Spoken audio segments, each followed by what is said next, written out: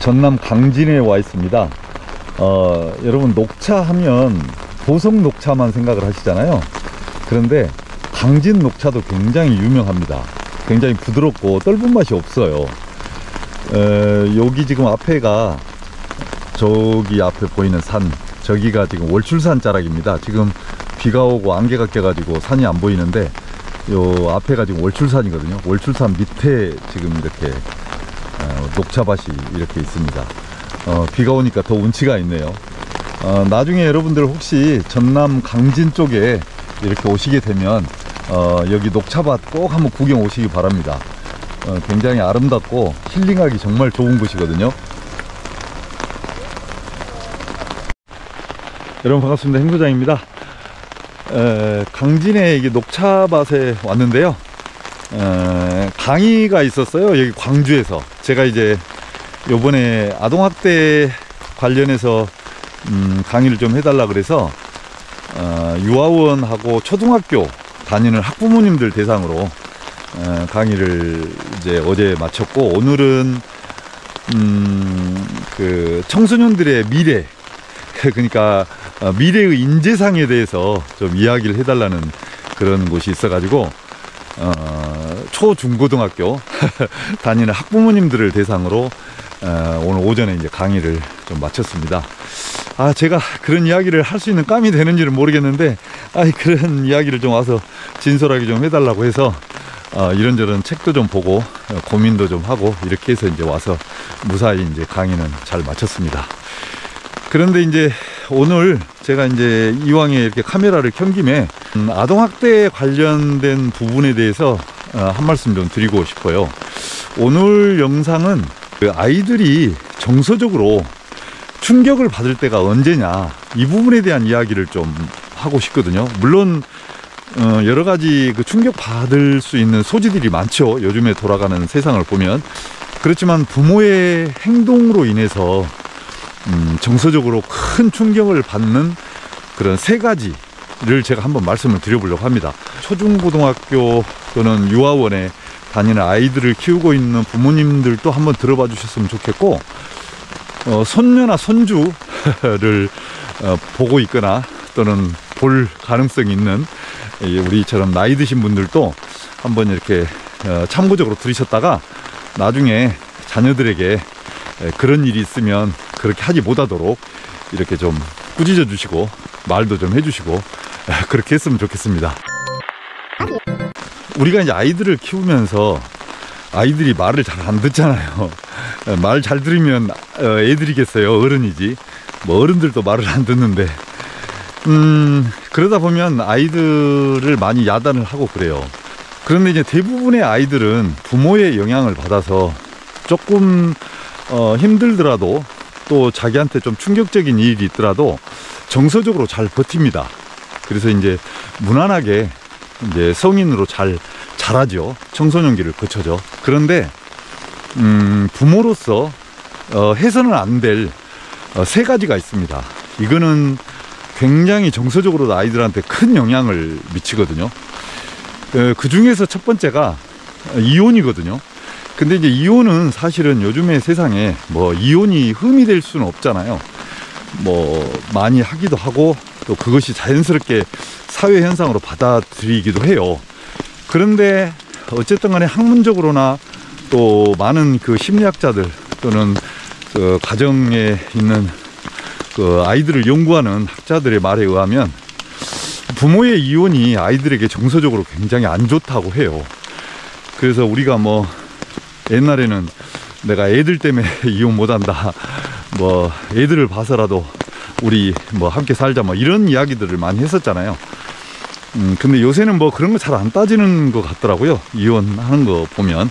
근데 뭐 그것까지만 나무랄 수는 없고, 어쨌든 이혼하는 것이 아이들에게는 굉장히 정서적으로 좀 안 좋다. 엄마 아빠의 그 정체성을 반반씩 받아서 이제 어린아이들은 크거든요. 그런데 두 사람이 안 맞아가지고 헤어지는 모습을 보는 아이의 심정이 정상적이진 않을 거예요. 다른 사안에 비해서.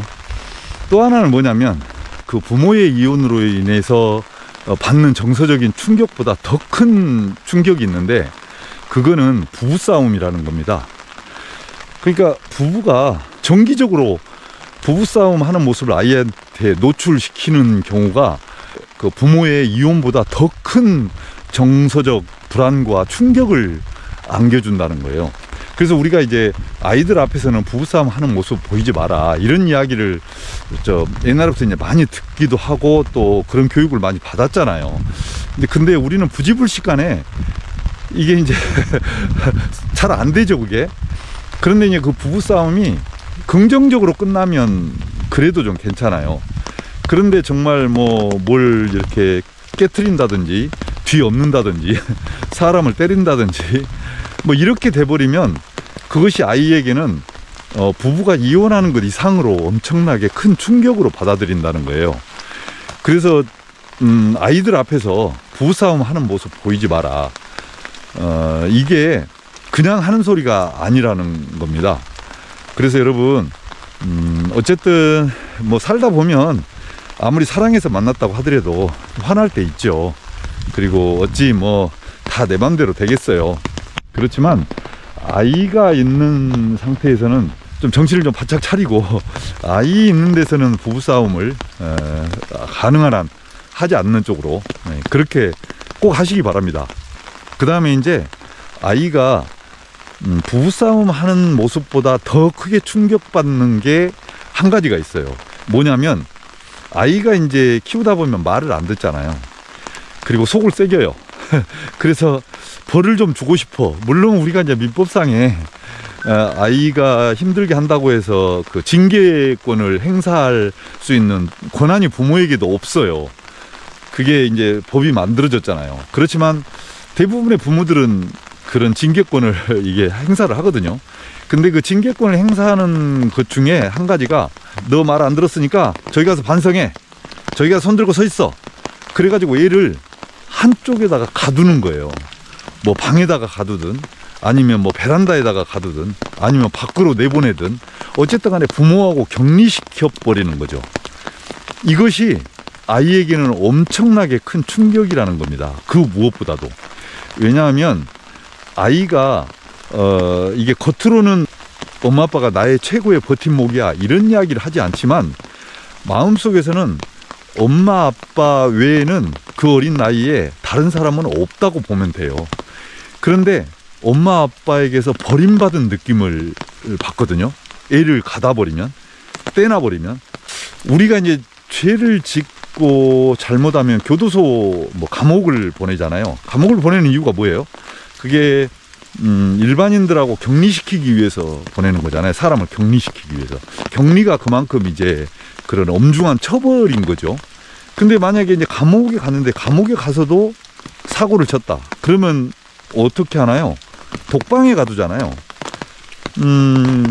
그만큼 이제 그 사람을 이렇게 못 만나게 하고 주변하고 소통 못하게 하고 가두는 행위 자체가 인간에게는 엄청나게 큰 형벌이 되는 거예요. 근데 아이에게 우리는 아무 생각 없이 그런 형벌을 가하는 것과 똑같은 그런 효과가 나타나는 거죠. 너 저기 가서 반성하고 있어, 손 들고 있어, 이 말이 또 아이에게 그렇게 하는 것이 엄청나게 아이에게는 정신적으로 큰 충격으로 다가온다. 우리가 이제 요새 아이들을 많이 안 낳잖아요. 한 명, 두 명 이렇게 낳는데, 그러다 보니까 굉장히 아이들이 귀해요. 그리고 집집마다 아이들을 어떻게 하면 잘 키울까 이런 고민들을 굉장히 많이 하는 것 같아요. 시대가 변함으로써 또 이제 요새는 급격하게 변하잖아요. AI로 인해서 하루 이틀 사이에 또는 앞으로 1, 2년 사이에 어떻게 세상이 변할지 모르는 그런 아주 불확실한 사회에 우리가 살고 있거든요. 그럴 때일수록 그 아이에 대한 그런 올바른 어떤 공감 능력 또는 윤리력, 또 정서적으로 안정되어 있는 모습, 이런 것들이 되게 중요하거든요.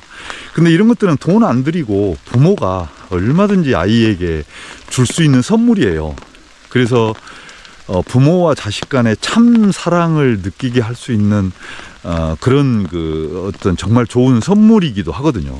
그래서 아이를 키우고 있는 부모님들, 또 손주 손녀를 데리고 있는 그런 어르신들, 내 아이가, 내 손주 손녀가 정말 앞으로 미래의 인재로 잘 성장하게 하기 위해서는 아이의 정서를 함부로 건드려서는 안 된다. 이런 부분에 대해서 오늘 좀 이야기를 좀 하고 싶었습니다. 자, 오늘은 여기까지 하겠습니다. 감사합니다. 아이고, 이쁘다.